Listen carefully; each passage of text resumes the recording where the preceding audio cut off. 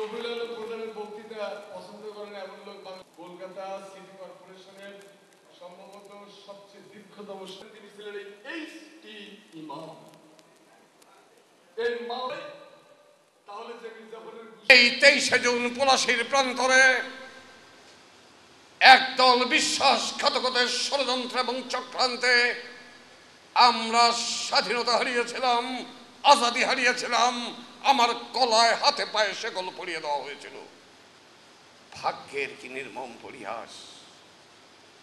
যেই দলটি আজকে ক্ষমতাসীন সেই দলটি ক্যালেন্ডারে আর কোনোদিন খুঁজে পায় নাই 23শে জুন পলাশীর ট্র্যাজেডি দিবসে এই আওয়ামী লীগের জন্ম হয়েছিল এই বাংলাদেশে।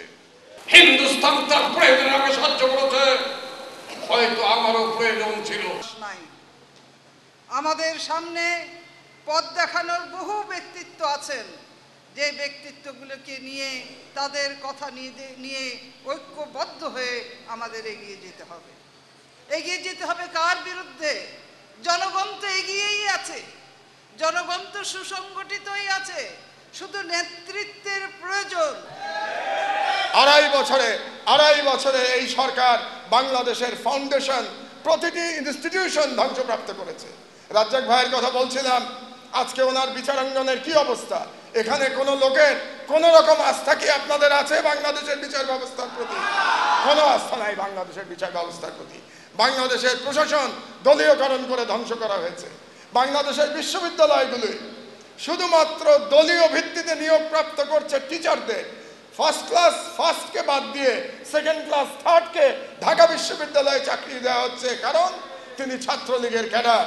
এবং এই সমস্ত কর্মকাণ্ড বর্তমান সরকার করতে পারছে কারণ দুটা, একটি হচ্ছে সাম্রাজ্যবাদ এবং আধিপত্যবাদ তাদেরকে যা ইচ্ছা করবার ব্ল্যাঙ্ক চেক দিয়েছে। কাজেই বর্তমান সরকার প্রধান তার 5 বছরের শাসনামলে তিনি বাংলাদেশকে ধ্বংসপ্রাপ্ত করে চলে যেতে চান।